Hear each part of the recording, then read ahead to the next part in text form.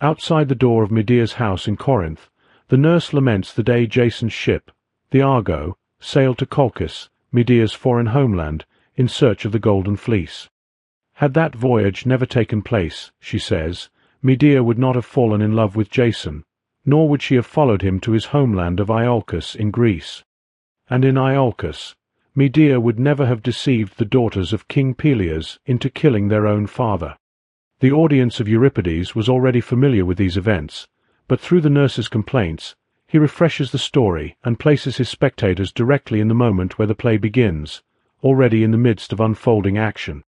According to the nurse, if the Argo had never sailed, and if Medea had not betrayed Peleus, she would not now be living in Corinth with Jason. Yet here she is, hated by the people, while Jason has betrayed her and their children by marrying the princess, daughter of Creon, the king of Corinth. Medea, the nurse says, has been consumed by grief and rage so powerful that no counsel can reach her. Through the nurse's words, the audience learns both the setting and Medea's current state of mind. She is portrayed as proud, unyielding, and difficult to reason with. The nurse describes how Medea mourns the homeland she abandoned for Jason, who has now deserted her. In her despair, she even seems to despise her own children, and the nurse fears she is plotting something dreadful. At that very moment, the children return with their tutor, who asks why she is standing outside speaking to herself. She answers that her sorrow is so great she must pour Medea's suffering out to the earth and sky. The story of Jason and Medea as exiles is thus set before us, along with the emotional storm it has unleashed.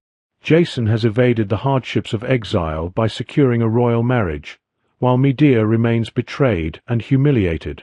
Euripides here begins to foreshadow the innovation of his tragedy, Medea's shocking resolve to kill her children. In older versions of the myth, it was the Corinthians who killed the children in vengeance for the deaths of Creon and his daughter. Euripides acknowledges the artificiality of the nurse's long speech by having the tutor interrupt, and in their exchange, another piece of news arises. The tutor admits he overheard men in the city whispering that Creon intends to banish Medea and her sons. Though he says he cannot be certain of the truth, this rumor of yet another exile adds to the suspense. Euripides heightens tension by showing the tutor caught between his duty not to spread gossip and his loyalty to share with a fellow servant what he has heard. The tutor advises the nurse to remain silent and conceal the rumor from Medea, while the nurse warns him to keep the children away from her sight. Suddenly, Medea's voice is heard from inside the house, crying that she is miserable and longs to die. Alarmed, the nurse urges the children to run indoors quickly, fearing that their mother's wailing is the first sign of danger. As the boys go inside, the nurse reflects that Medea's grief will soon ignite into furious wrath. The nurse and the tutor share their cautious wisdom, shaped by their knowledge of Medea's nature and the nurse's instinct that she may commit unnatural crimes against her sons. Medea laments off-stage, tormented by exile and Jason's betrayal, mourning his broken vows and her abandonment. In her anguish, she tells her children that she is despised and even wishes for their deaths because of their father's dishonor. On stage, the nurse questions why the children should suffer for their father's sins. She repeats her fear for them and reflects that it is better to live humbly than to be driven through extremes as Medea has been. Moderation, she insists, is the wisest path.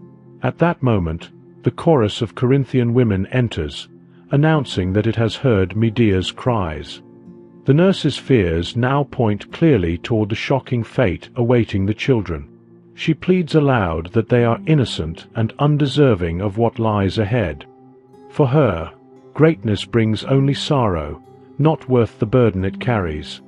The chorus's awareness of Medea's wailing shows that her suffering has become public knowledge, stirring speculation about how she will respond to injustice. When the women ask what is happening, the nurse explains that the household is ruined and recounts Medea's grief and Jason's betrayal. Medea, still off stage, cries again that she wishes for death. The chorus responds that she should not beg for death, since it comes to all in time, and they warn her not to waste her life mourning a faithless man. This exchange repeats and clarifies the central conflict, ensuring the audience remains anchored despite the complexity of past events. The chorus acts as an audience within the play, responding just as Euripides intended his real spectators to respond.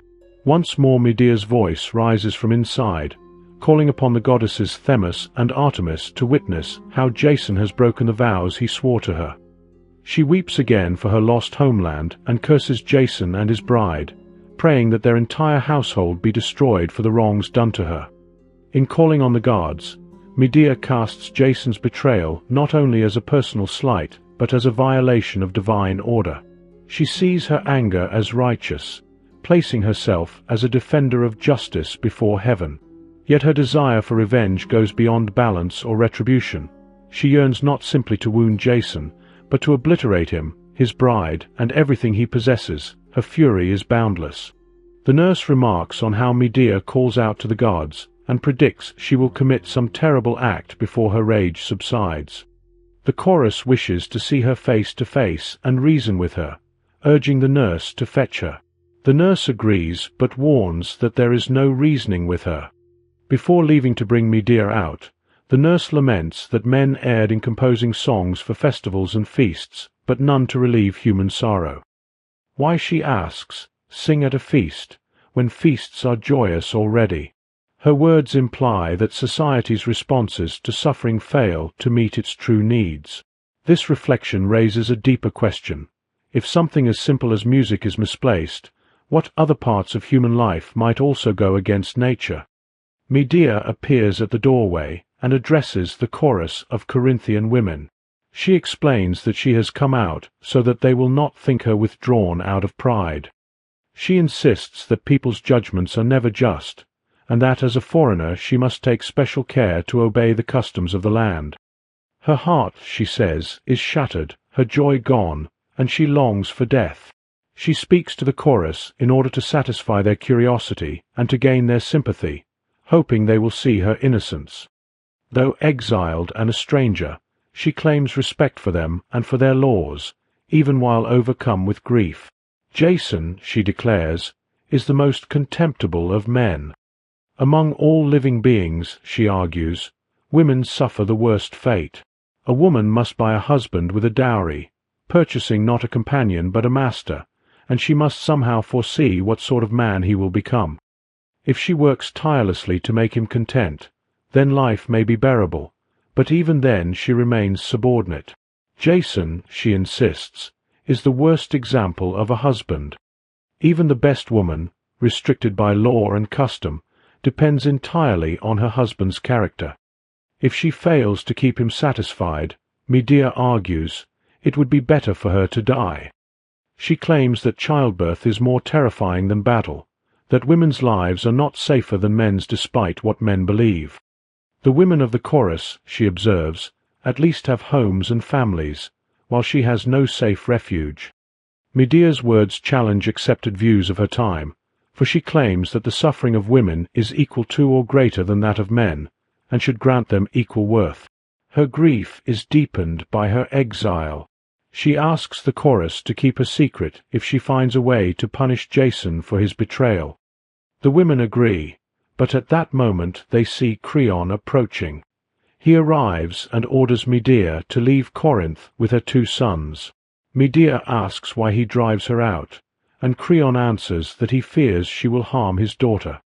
Rumors have reached him that she threatens Jason, the princess, and himself. Here Euripides builds dramatic irony. For the audience, Medea, and the chorus no more than Creon and Jason. Creon banishes Medea unjustly, acting on gossip and his own fears rather than evidence. His choice is selfish and fails the duty of a ruler, even if his fears are not unfounded. Medea protests that she is condemned not for her deeds, but for her reputation as a clever and dangerous woman. She argues that jealousy always dogs those thought to be intelligent. She insists she is not truly so clever and, as an outcast, is powerless to harm rulers like him. What wrong has she ever done him, she asks. She says she envies him nothing, and even wishes him, Jason, and the princess good fortune. She bows her head and pleads that he take pity on her and allow her to remain in Corinth. Medea thus confronts Creon and challenges the assumptions of the audience by exposing the unfairness of his judgment. She reminds him that she is an exile and deserves compassion, pity, and mercy. Though her words are false, she speaks with humility, pretending respect for Creon and professing goodwill toward his family. In this way, she disguises her intelligence by feigning weakness, using her cunning to conceal her cunning. After speaking, Medea finds that Creon trusts her even less than before.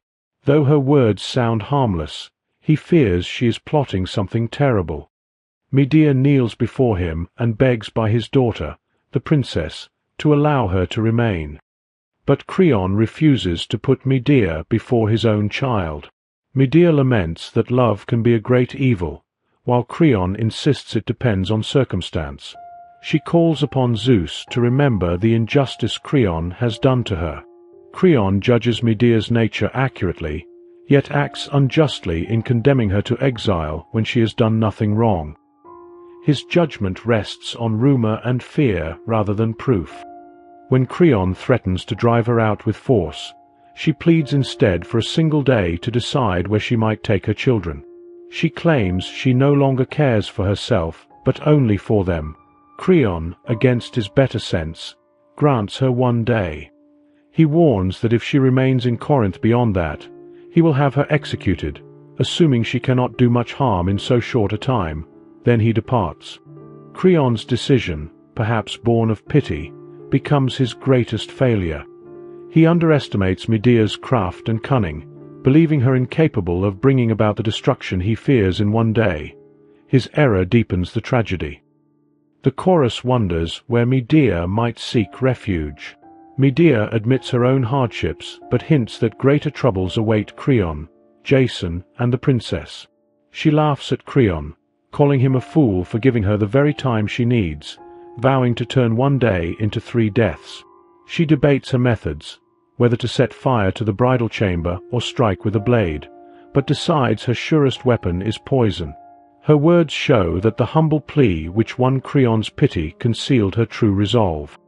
Medea reveals her plan to kill Creon, the princess, and Jason. Her choice of poison highlights her intelligence, her skill, and her cunning, while also recalling her foreign, almost witch-like nature.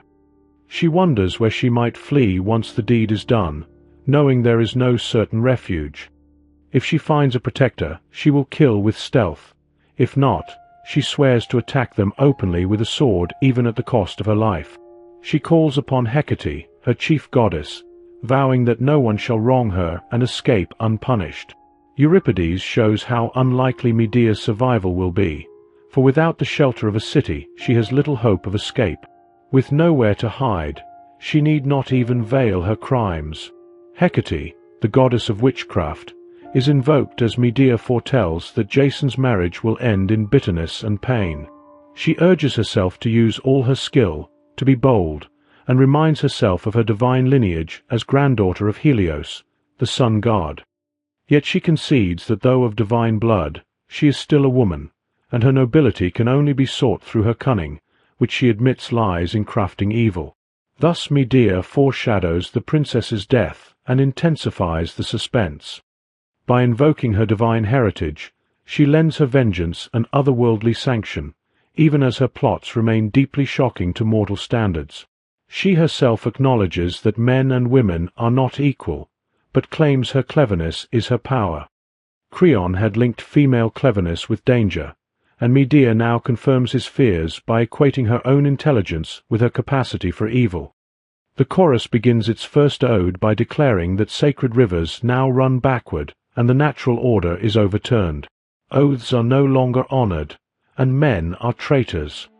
Now it sings, women will gain honor and rise above the prejudices that have long oppressed them. Until this moment, Apollo, the god of poetry and music, has not granted women the gift of song, but time will reveal more of women's worth. Turning to Medea, the chorus recalls her long journey from Colchis to Corinth and mourns her suffering, astonished that the princess now rules the bed that once belonged to her. For the chorus of Corinthian women, Jason's betrayal and Medea's fierce resolve have turned the world upside down. They recognize Medea's plight, yet sense in her actions a disorder that challenges the natural order. Still, they sing that women will one day have their due. At this moment, Jason arrives. He and Medea confront one another outside her house. Jason scolds her temper, saying she could have remained in Corinth if she had stayed silent. With cold arrogance, he tells her she should consider herself fortunate that her punishment is exile rather than death, and claims that, unlike the royal household, he wished her to remain.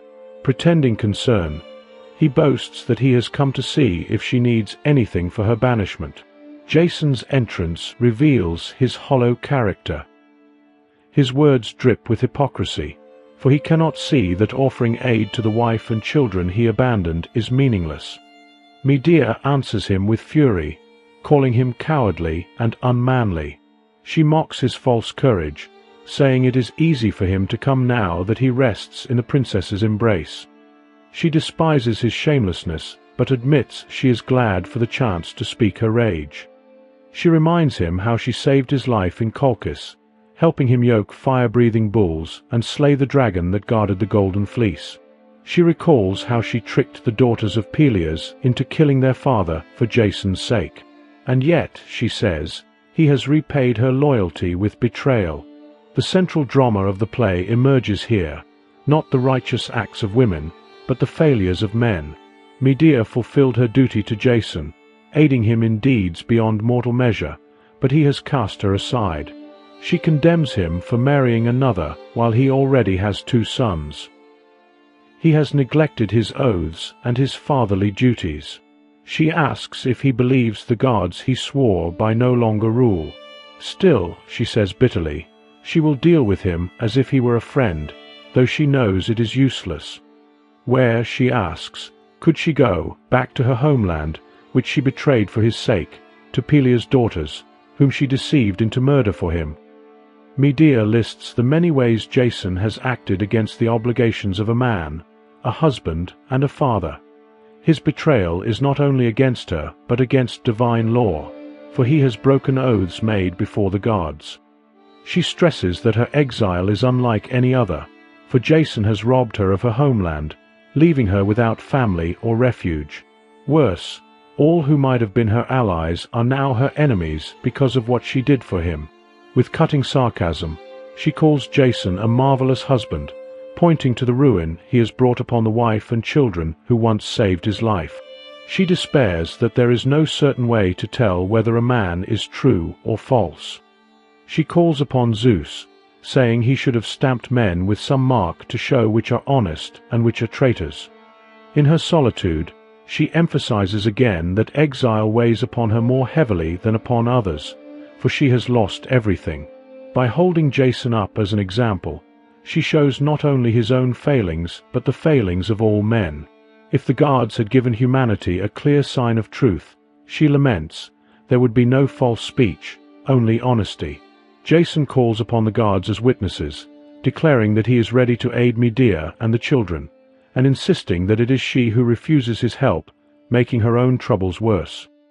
Medea responds by telling Jason to return to the bed of his new bride, adding that perhaps with the aid of a god his marriage will be celebrated not with song, but with lament, and after this, Jason departs. In invoking the gods, Jason shows his arrogance, claiming that it is Medea who breaks natural law by rejecting him. Medea's retort hints at her rising wrath, exposing the emptiness of his argument that she brings harm only to herself.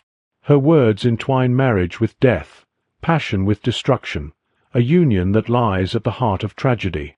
Her suggestion that a god will help fashion such an end connects Jason's betrayal with a violation of divine order. The chorus begins its second ode, reflecting on what has passed between them. It declares that love carried beyond measure destroys a man's virtue, but love in moderation is the greatest blessing given by the gods. The chorus prays for moderation and asks Aphrodite to restrain dangerous desires. It also prays never to become exiled, saying it would rather face death than be torn from its homeland. The chorus returns to the theme of moderation voiced earlier by the nurse, placing the root of Medea's and Jason's troubles in their excess of passion. It links such extremes to the restless condition of exile, suggesting that life away from one's homeland always stirs emotions beyond control. It proclaims that it witnesses Medea's suffering directly, and curses anyone who would dishonor a pure heart. At this moment Aegeus, the king of Athens, arrives and greets Medea with joy. She returns the greeting and inquires about his travels. Aegeus explains that he has been to consult the oracle of Phoebus, seeking a way to have children. Medea expresses surprise that a man of his years is still without heirs. After encouragement, Aegeus reveals the oracle's command, that he must not unstop the wineskin's neck until he reaches his ancestral land. Medea asks why, then, he has come to Corinth, and Aegeus explains he is traveling to visit Pythius, king of Treason, for counsel on the oracle's words. Aegeus's sudden appearance at this point in the tale has often been seen as a convenient turn of events, yet it underscores the necessity of refuge in the world of ancient Greece.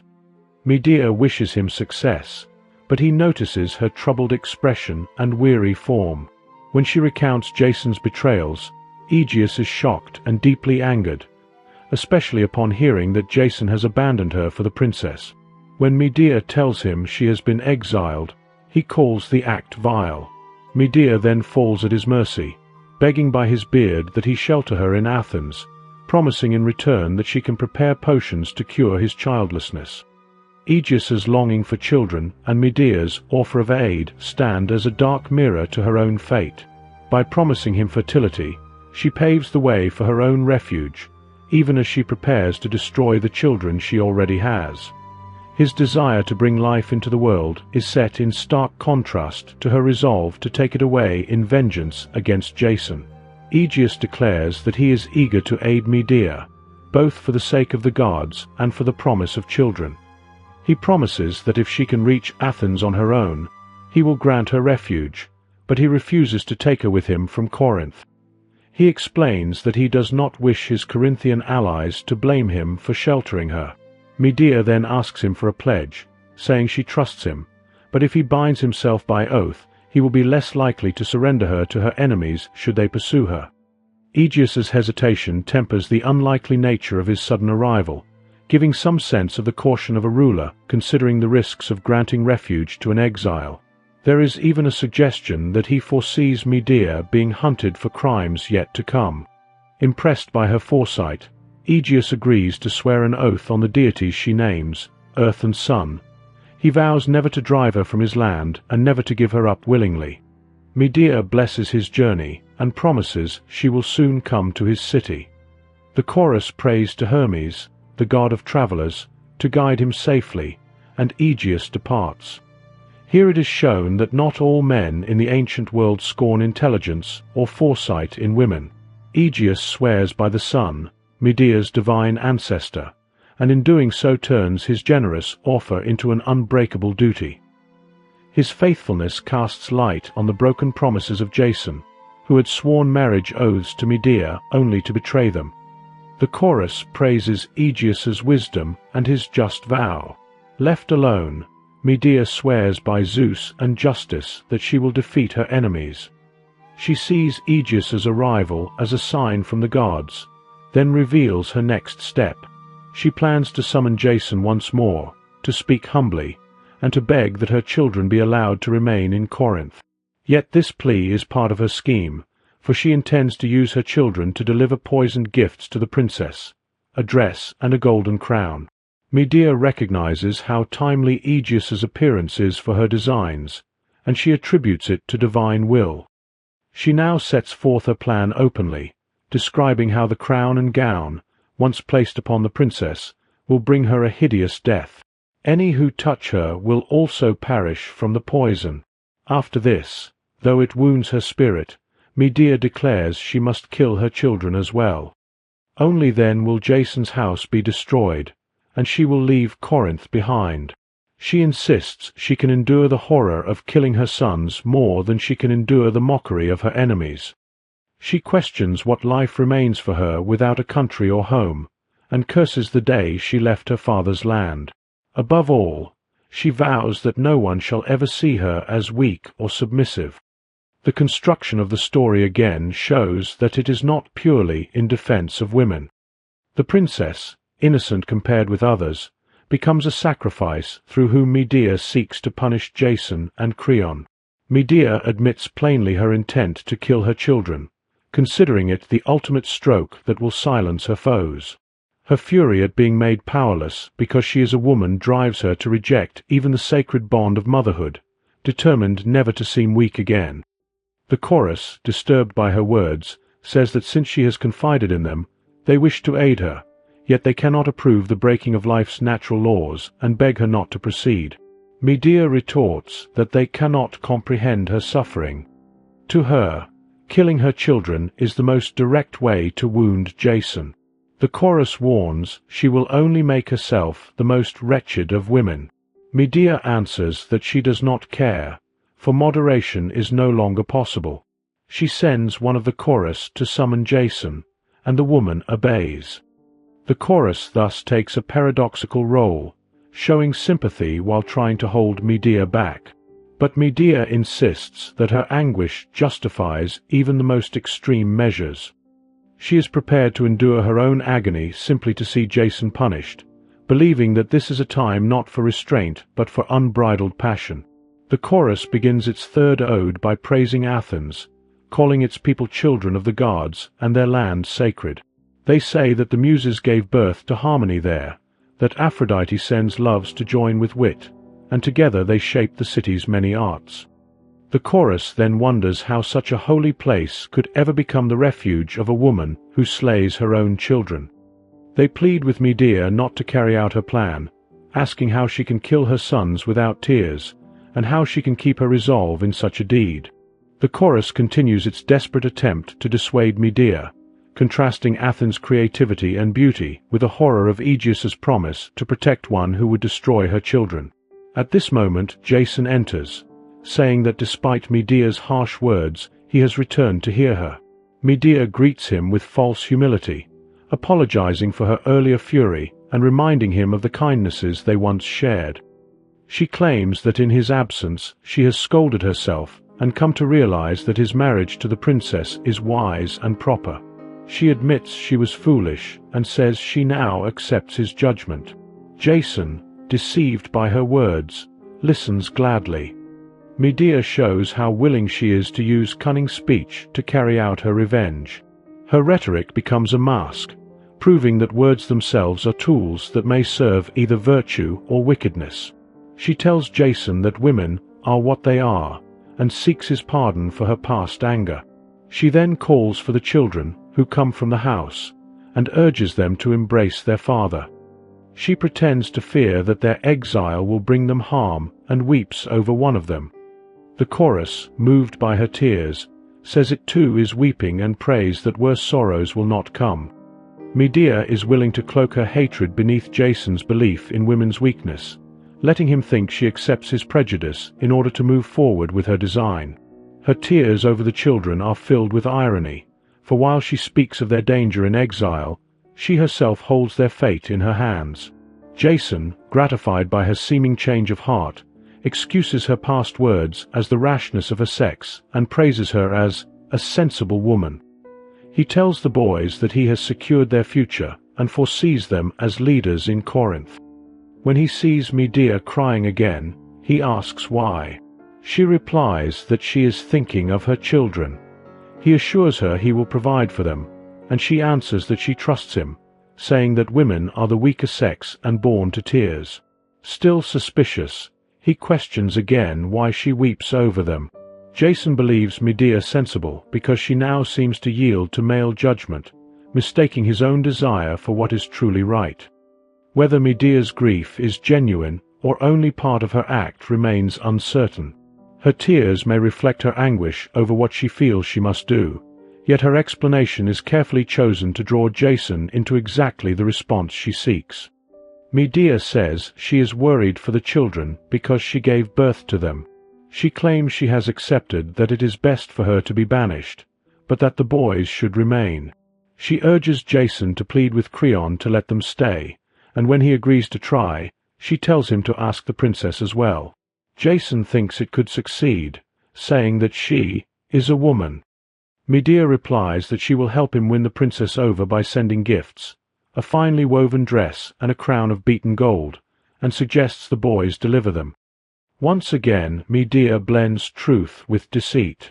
She does care for the children as their mother, yet, because she intends to kill them, she cannot truly be anxious about their fate in exile. She plausibly claims that the princess may feel compassion for Jason's sons while arranging for her poisoned gifts to reach the princess's hands. Jason, meanwhile, treats the princess with the same dismissive attitude he shows toward Medea, reducing her to being just a woman. Medea tells him to send a maid to fetch the gifts and instruct the children to bring them to the royal bride. Jason calls her foolish for parting with such treasures, saying the palace is not lacking in such things. He believes his new wife will value his words more than any material offering. Medea may insist the children deliver the gifts because no one would suspect them of being the carriers of her plot. Jason heightens the tension by arguing against giving the princess any gifts, which would spoil Medea's scheme. Medea counters that even the gods can be won over by offerings, and mortals more so because of their greed. She says she would give not only gold, but even her life to buy her children's safety from exile. She instructs the boys to go to the palace, kneel before their father's new wife, and beg her to spare them. Jason and the boys leave. Her claim that she would die rather than see her sons exiled may be sincere, for if the children fail to plead for pardon, her plans will collapse. Medea's words speak partial truths that still conceal her real intent. The chorus begins its fourth ode, saying it no longer has hope for the boys' lives. They are already walking to their deaths. The princess will meet her doom, her death. She will put on the gifts and perish. The chorus sings that Jason unknowingly brings destruction to his new wife and his children, and that it shares Medea's sorrow. The chorus, like the audience, knows Medea's plan will unfold. Only the moment of its fulfillment remains. Jason, caught in dramatic irony, is unaware of what Medea, the chorus, and the audience already know. He can only wait. The tutor enters to tell Medea the children have been spared from banishment. Medea cries out. The tutor, puzzled, watches her weep again and questions her. She answers that his news is what it is, and says she does not blame him. She cannot help her tears. The gods and her own dark designs have brought her plan to completion. The tutor tries to comfort her, saying the boys will one day bring her home again. She replies that she will bring others home before that. The tutor does not understand why Medea weeps at what he thinks is good news. Medea knows it means the princess is likely already dying, and that she herself must kill her children. The tutor wrongly believes she grieves her coming exile. He advises her to bear her misfortune lightly. She agrees and orders him to go into the house and prepare for the boy's usual needs. He goes inside. Medea then speaks to her absent children, saying that unlike her, they still have a home, while she must go to another land, an exile once more. She curses her pride and laments that she raised her sons for nothing. Medea outwardly accepts the tutor's advice to bear her suffering, but he does not realize that her true torment is not exile, but the duty she believes she must fulfill in killing her children. She suggests that in death her sons will no longer be wanderers. They will have a home in the afterlife, while she will remain without a home or rest until she joins them there. Once, Medea says, she placed great hope in her children and believed they would care for her in her old age. Separated from them, her life will be harsh and sorrowful. When they move into a different sphere of life, they will no longer look upon their mother with their own eyes. Medea falters in her resolve as she gazes into their faces and smiles. She admits to the chorus that her courage has deserted her and, for a brief moment, she decides to take her sons with her away from Corinth. Medea begins to grasp the full weight of the unnatural act she is about to commit. She describes her children's death not as a final end, but as a passage into another sphere, which softens the horror of what she plans. Bound by her oath, she feels almost obliged to continue, though her strength wavers, raising the tension and delaying what is destined. She questions whether she wants her enemies to laugh at her weakness if she spares her sons and leaves Jason unpunished. She hesitates, torn between choices, speaking to herself in doubt, but in the end she resolves to carry out her plan. She believes the princess already lies dying with a poisoned crown on her head, and she refuses to leave her vengeance unfinished. She explains her actions by confessing that she is overcome by overwhelming passion, and passion, she says, is the source of life's greatest horrors. After her renewed decision, the chorus sings a short interlude rather than a formal ode. The women suggest that women, too, are touched by inspiration, though not as fully as men. A few women, they say, are favored by the muses with creativity. The chorus then turns to the burdens of parenthood, declaring it is best to live without children. Parents are worn with endless care, anxious about raising their children and securing their futures, uncertain if the children will ever be worthy of such effort. The chorus suggests that some women do have the potential for creativity and intelligence, though the demands of raising children keep them from realizing it. Parenthood, they say, is filled with hardship, and its grief is timeless. Worst of all is when parents labor to provide for their children only to see them die. That is the deepest sorrow the gods can impose upon mortals. This grief is intensified for Medea, who must be the cause of her children's death with her own hands. Medea addresses the chorus as friends and notices the approach of the messenger, one of Jason's servants, whom she has been waiting for. He comes breathless, shaken by dreadful news. He tells her she has committed a terrible act and urges her to flee at once. She asks him why she must escape, and he reveals that the princess is dead from her poison, and Creon has died as well, killed when he embraced his daughter's body. Medea greets this as wonderful news. It is striking that the messenger shows such sympathy for Medea even after witnessing the horror he describes. He knows clearly that she is the author of these deaths. Yet Medea's relief at the destruction of the princess and Creon momentarily drives out her torment over what she still must do to her children. Perhaps the messenger's sympathy lies in his past loyalty, for once he served Medea too, before Jason betrayed her. The messenger asks Medea if she is mad for rejoicing at the deaths of Creon and the princess. Does such news not frighten her? Medea replies that she will answer, but first she wants him to recount their deaths in full detail so she can savor every moment. The messenger begins, telling her that the servants were overjoyed to see the children arrive at the palace, for they had been worried for both the boys and Medea. They thought now that the quarrel between Jason and Medea must have found some resolution. Medea's desire to hear the full account of the princess and Creon's deaths provides a natural reason for the messenger to describe events that could not be staged. In ancient Greek drama, few, if any, scene changes occurred, so events taking place elsewhere had to be recounted in long, detailed narratives. The messenger says that some servants kissed the children's hair, others their hands, while he himself followed them to the women's quarters. The princess first noticed Jason before she saw the children. Once she saw them, she pulled her veil over her face and looked away. Jason tried to soothe her, asking her to look with love upon what he loves, urging her to accept the gifts for his sake and to pardon the boy's exile. The messenger's story confirms Medea's cunning in choosing the children as the carriers of her gifts, for no one at the palace suspected them. The narrative also heightens the dramatic tension, as the princess initially refuses to regard Jason's children or their gifts, only to be persuaded by Jason's insistence. The scene underscores Jason's love for the children and the further pain Medea is about to inflict by murdering them.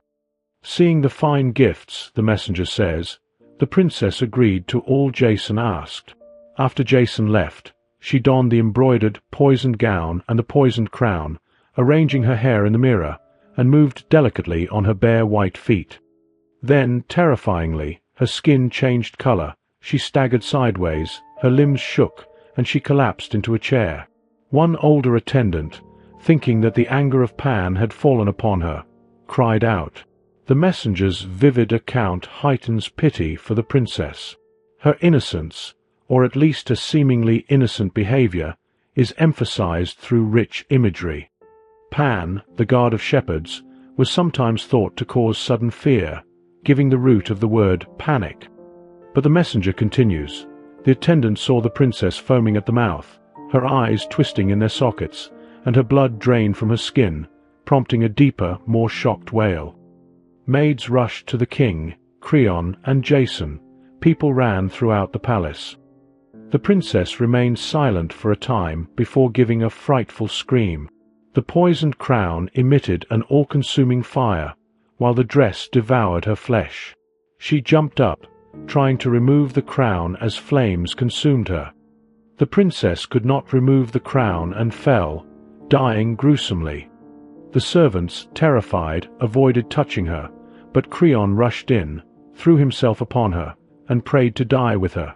As he tried to rise, the dress clung to him, tearing his flesh, and he died beside the princess. The messenger adds that Medea will decide for herself how to avoid punishment.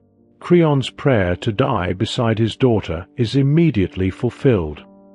His death, caused by entanglement in the poisoned dress, can be seen as symbolic of his figurative entanglement in Medea and Jason's affairs, having wrongfully allowed Jason to marry his daughter. The messenger expresses confidence that Medea is clever enough to escape Corinth without harm. The messenger reflects that human affairs are mere shadows and that no mortal is truly happy. One can only be more or less fortunate, never genuinely content. His long monologue concludes, and the chorus observes that Jason has brought this great calamity upon himself. It pities the princess for her attachment to Jason. By pitying her, the chorus acknowledges the princess's lesser guilt compared to Jason and Creon. Her doom stems not from wrongdoing but from misfortune and fate. Medea tells the chorus that she is resolved to kill her children and leave Corinth. She insists she will not leave them for another to kill. Because she bore them, she will take their lives herself. She questions her hesitation, urging her hand to take the sword, telling herself to forget the children for this one day and mourn afterward. She exits with the children through the door. Medea presents a somewhat plausible argument that if she does not kill her children, her enemies will. Yet she is resolute, taking them off stage. Notably, none of the deaths in Medea occur on stage. All are concealed. The chorus begins its fifth choral ode, invoking Earth and Sun, her grandfather Helios, to witness Medea's actions and intervene. It asks if all Medea's suffering has been for nothing, lamenting the horror of a mortal shedding a family member's blood. The children are heard screaming off stage. One asks how to escape, the other admits ignorance. The chorus emphasizes the magnitude of Medea's crime, a breach of natural law that warrants divine punishment, though it does not consider her partial divinity. The children speak briefly, enhancing their innocence and the tragedy of their murder. The chorus debates entering the house, calling Medea miserable and made of stone for killing her children. They recall Ino, the only other woman in Greek myth known to have killed her own sons under divine madness, who also ended her life with them by leaping into the sea. Medea, they note, is unique in killing her children and continuing to live.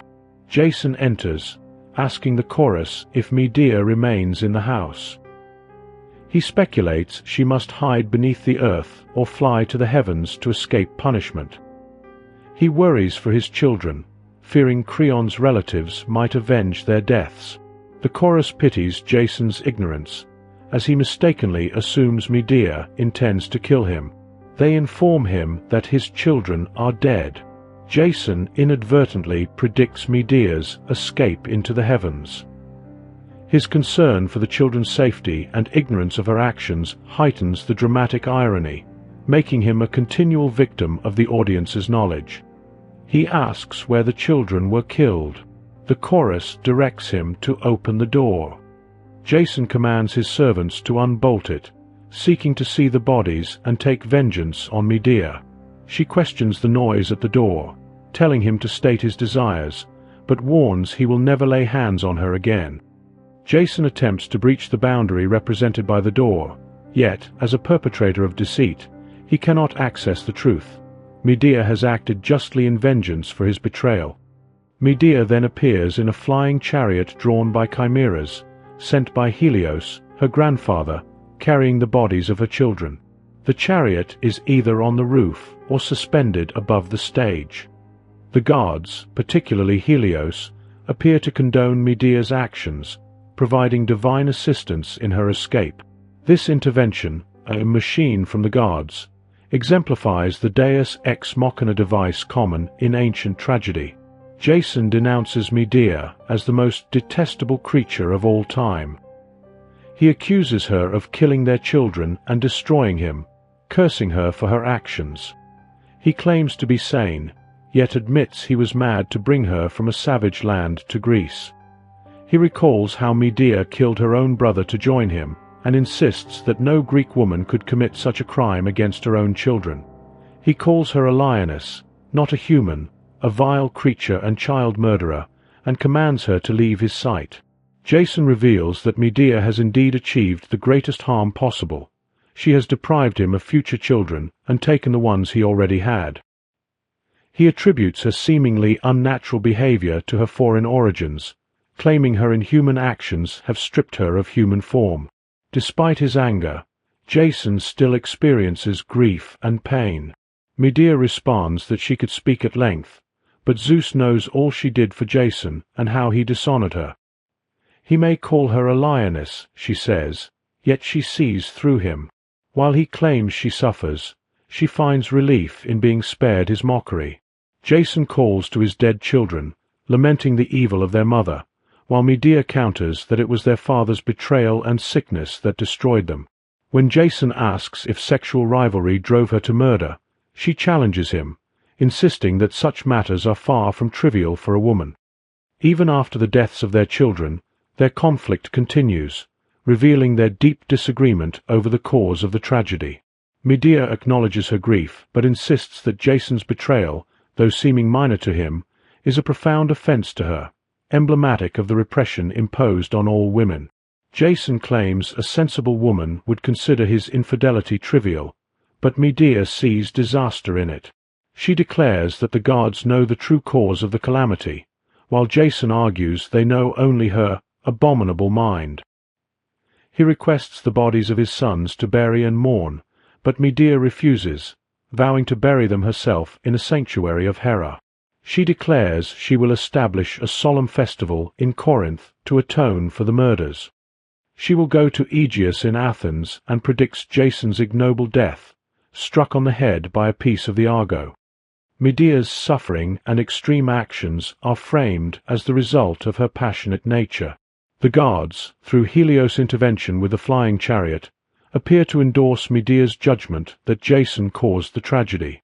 Medea recognizes her actions are severe enough to warrant ritual atonement. Jason will meet a symbolic end linked to the ship that brought him to her. He calls on the avenging Furies and bloody justice to destroy Medea, yet she mocks his pleas, noting that no gods would listen to a man who breaks his oaths. They exchange bitter insults, with Medea advising him to wait until old age to mourn, while Jason longs to touch and speak to his children. Medea highlights the irony of his desire now, after he banished them, dismissing his pleas as wasted breath. Medea exposes Jason's hypocrisy in invoking justice while he has acted unjustly, and the audience sees his longing for his sons as a fundamentally human, flawed desire. She revels in punishing the man who betrayed her. Jason calls on Zeus to witness Medea's crimes and swears he will report her deeds as long as he lives, lamenting that he had children only to see them murdered. Yet he had never invoked Zeus when he wronged Medea, abandoning her and allowing her exile. The chorus concludes the play, noting that Zeus ordains many fates and the gods bring about unexpected outcomes. What seems likely does not happen, and the unlikely comes to pass. Thus, the chorus declares, this story ends. The chorus suggests the conclusion is unexpected, though the events were foreshadowed, perhaps because child murder is always shocking, or because the gods appear to sanction Medea's act as a necessary punishment for Jason's injustice.